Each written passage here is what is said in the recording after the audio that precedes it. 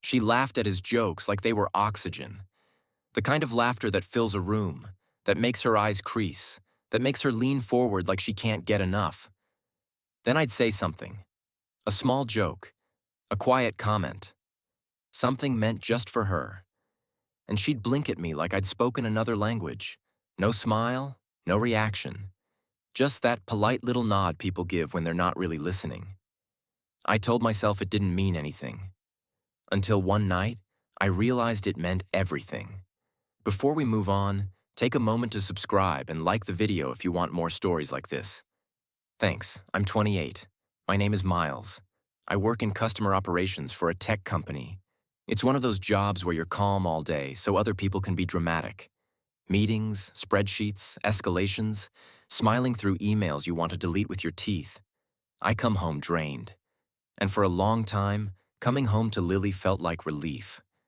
Lily was 26.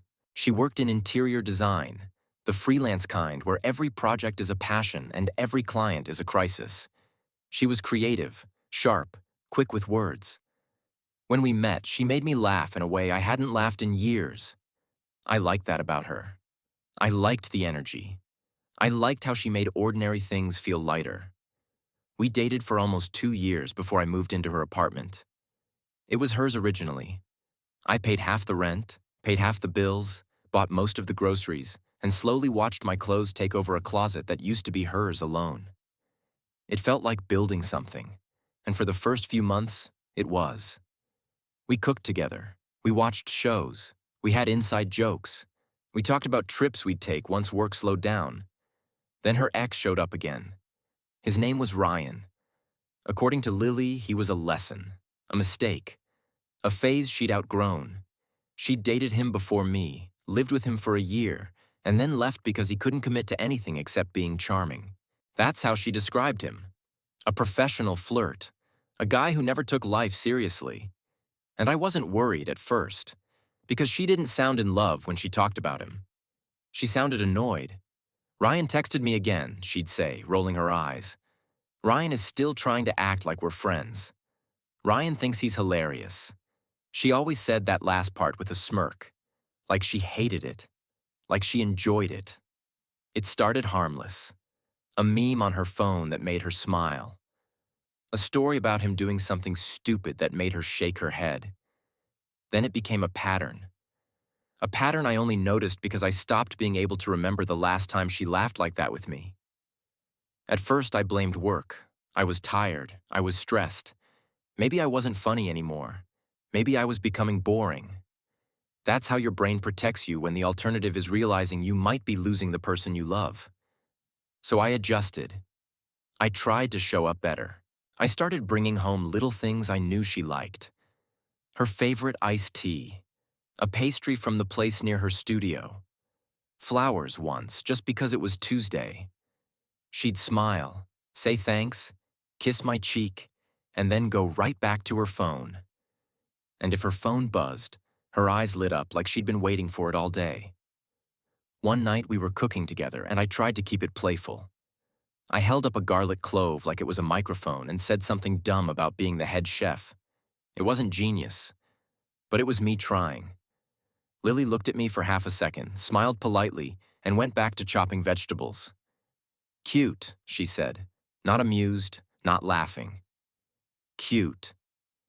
2 minutes later, her phone buzzed. She checked it and immediately laughed.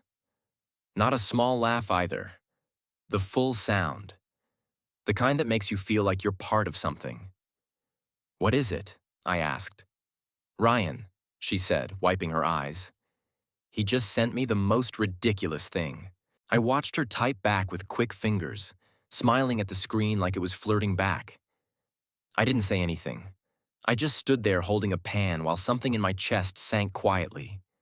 After that, it didn't stop. It escalated in slow, humiliating increments. It was the way she'd be quiet with me all evening, then suddenly animated when she got a message. It was the way she'd tell me about her day in bullet points, but she'd tell Ryan full stories. It was the way she'd sigh at me when I asked questions, but she'd giggle when he teased her. He started calling too, not every day. Not long calls, but enough. And she'd always answer, not like she had to, like she wanted to. She'd step onto the balcony or into the bathroom with the door half closed, and I'd hear her voice change. Softer, lighter, warmer. One afternoon, I got home early because my manager canceled our late meeting. I walked in expecting to surprise Lily with dinner. She was sitting on the couch, knees tucked under her, phone pressed to her ear, laughing like she was 17 again. I froze in the hallway, not because I wanted to spy, but because I'd never heard that laugh directed at me in our own apartment. Then she noticed me. Her laugh stopped instantly. She ended the call too quickly. "Hey," she said. "Too bright? You're home early." "Yeah," I said. "Who was that?" She waved a hand like it was nothing. "Ryan. He's just being stupid." There was that phrase again. Just Ryan. Just stupid. Just harmless. But she was still smiling when she said it. And I was tired of being the only one pretending not to notice. So I asked the question I'd been avoiding. "Why are you still talking to him so much?" Lily's eyes narrowed immediately, like I'd accused her of a crime. "Because he's funny," she snapped. "He actually knows how to lighten up." That sentence landed. Actually knows how to lighten up. I didn't respond. Not because I didn't have words. Because I didn't want to start a fight I knew I'd lose. The pattern in our relationship was always the same. If I brought up something that hurt me, it became about how I delivered it, about how I was insecure, about how I was making things weird. And I'd end up apologizing for having feelings.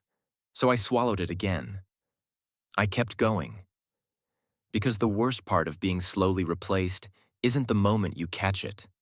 It's the months you spend hoping it will stop on its own. We had a couple's dinner with her friends a week later. A small restaurant, nice lighting, overpriced pasta. Lily looked incredible. She wore a fitted dress and heels she rarely wore around me anymore. She did her hair like she was going somewhere important. And for a second, I thought maybe it was for me. Maybe I was getting my girlfriend back. But the entire night she was on her phone. Not obviously, not rude, subtle, quick glances, small smiles, tiny reactions, like a private conversation happening under the table. At one point she laughed quietly, covering her mouth, and I felt that familiar cold embarrassment spread through my chest. "What's funny?" I asked, keeping it calm. She looked at me like I was interrupting something. "Nothing," she said. Then she smiled at her phone again. I didn't push. I just finished my meal in silence and remembered the first year we were together. Back then, if I made a joke, she'd laugh and lean into me like I was her favorite place to be. Back then, she'd send me stupid memes and say, "This made me think of you." Back then, I wasn't competing with a man who wasn't even supposed to be in the picture. And that's when I realized the real problem. It wasn't that Ryan was funnier than me. It was that she wanted him to be. The next Saturday was worse. We went to brunch with her friends again, and Ryan was there. She hadn't told me. She'd framed it as a girl's thing and then casually mentioned, "Oh, Ryan might stop by." Stop by like he was a delivery order. Livery. He walked in with that easy grin, like he was used to being welcomed everywhere. He hugged Lily like it was natural. Not long, but close. Then he slid into the booth next to her without asking. He didn't even look like someone afraid of boundaries. He looked like someone who didn't believe boundaries applied to him. Lily laughed immediately. He started telling stories, and she reacted to every line like he was a stand-up comic. He made fun of the waiter's haircut. She laughed. He joked about how my job must be boring. She laughed harder. He made some dumb comment about adult life being a scam. She nearly choked. I sat there holding my coffee, watching my girlfriend light up for another man in front of me. At one point, Ryan looked at me like we were friends. "Miles, you're quiet, man. You good?" Lily answered for me. "He's tired," she said, smiling at Ryan like it was an inside joke. "He works so much." Ryan smirked. "Yeah, man. Respect. Someone's got to keep the lights on." Lily laughed, and something in me cracked quietly. Not rage, not jealousy, just the last piece of respect I had for the situation. I tried to speak up once, not even confrontational, just to insert myself like I belonged in my own relationship. Ryan told a story about crashing a friend's party, and I said something about how that sounded like trespassing. It was a small joke, dry, my style. The table went silent for half a beat. Not uncomfortable, just uninterested. Lily glanced at me with that same polite smile. "Anyway, Ryan," she said, turning back to him, "keep going." And I understood my position perfectly. I wasn't the person she was excited about. I was the person she came home to when the excitement was done. That afternoon, back at the apartment, Lily was still in a great mood. She hummed while she changed into pajamas, leaned into me on the couch like nothing had happened and said, "Fun brunch, right?" I stared at the TV without seeing it. Then I asked the thing I'd been swallowing for months, "Do you even notice you ignore me?" Lily's head snapped toward me. "What?" "You ignore me," I said calmly. "You don't laugh at me anymore. You barely hear me. But you laugh at everything Ryan says like it's the best thing you've ever heard." Lily scoffed. "Oh my God, Miles. Are you really jealous of Ryan?" "Jealous isn't the word," I said. "I feel invisible." She stood up, annoyed, pacing one step like my feelings were an inconvenience. "He's just funny. You're making it weird. So my jokes aren't funny?" She let out a harsh laugh. "It's not that, it's just, you're always so serious. It's exhausting sometimes." Exhausting, like my presence was work. I sat there for a second, quiet, and then I said, "Okay." Her eyes narrowed. "Okay?" "Yeah," I said. "Okay." She waited for me to argue, to beg, to make a scene. But I didn't. Because you can't negotiate for someone's attention. If they want you, they choose you. And Lily had been choosing Ryan in 1,000 tiny ways for months. That night I slept on the couch. The next morning, I packed. Not everything. Just mine. Clothes, documents, laptop, things that mattered. Lily watched from the doorway, arms crossed, expression irritated like I was ruining her Sunday. "You're seriously leaving because I laughed at someone's joke?" she said. I zipped my bag. "No," I said. "I'm leaving because you don't hear me anymore." She scoffed. "This is dramatic." I picked up the bag and looked at her. "No," I said calmly. "This is accurate. I walked out. She didn't chase me, not right away, because she thought I'd come back. She thought it was a fight. She thought she'd win by waiting. 2 hours later, she called. Then she texted. "Okay, you made your point. Come home." I didn't answer. Then she texted again. "Stop being childish." Then a third message came in, and it actually made me laugh for the first time in weeks. "Ryan thinks you're overreacting." Even then, even after I left, she still needed him to be part of it. She still needed his voice in our relationship. I blocked her number. Not out of anger, out of peace. Because I finally admitted something to myself. I wasn't competing with Ryan for her laughter. I was competing with the version of her that only existed when she talked to him. And I was never going to win that, because she didn't want me to. A month passed, then two. My life got quieter, not lonely. Quiet. I moved into a smaller place closer to work. I started eating better because I wasn't living on takeout and tension. I started going to the gym again. I started sleeping through the night. And I realized something weird. I laughed again. Not because I had someone's attention, because I wasn't living in a house where my words landed like they didn't matter. Lily tried to come back. Of course she did. It started with emails, long ones. Apologies without accountability. "I'm sorry if I made you feel that way. I didn't realize you were so sensitive. Ryan isn't even important." I deleted them. Then came the late-night calls from unknown numbers. Then her friend texting me. "She misses you. She's hurting. She didn't mean it." I didn't respond. Because what she missed wasn't me. She missed the stable life I helped build. She missed coming home to someone who made everything smoother. She missed being adored without having to give the same energy back. The final time I saw her was 3 months after I left. I was at a grocery store after work, grabbing chicken and rice and things that meant I was taking care of myself again. I turned down the aisle and there she was.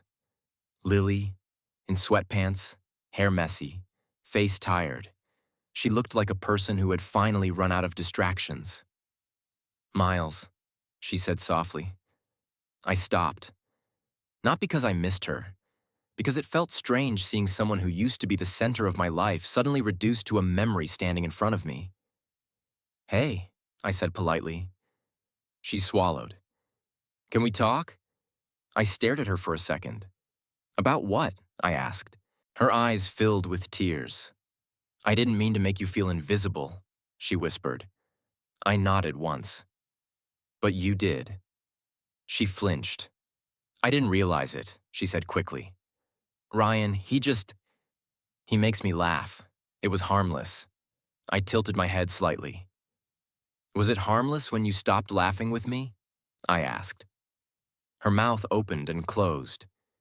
She didn't have an answer, because the answer was simple.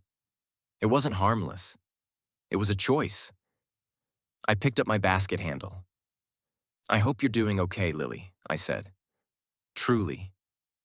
But I'm not coming back." Her voice cracked. "He's not even in my life now." That made me pause. I looked at her, and I realized the pattern had completed itself. She'd kept him around because he gave her a feeling. Now that I was gone, she probably reached for him harder. And if he didn't want to carry her, she'd crash. She wasn't asking for me because she loved me. She was asking because she needed the stable version of life again. I nodded once, calm. "That's good," I said. "But it's too late." Then I stepped past her and kept walking. And the weirdest part? I didn't feel anger. I didn't feel triumph. I just felt finished, like a chapter closing. I went home, cooked dinner, and ate in peace. And I laughed at a stupid video on my phone, alone in my quiet apartment, and it felt better than any laugh I'd heard in months. Because it was mine. Thanks for watching. If you enjoyed this story, make sure to subscribe and hit the like button for more. And tell me in the comments, have you ever felt invisible while someone else got the best parts of your partner?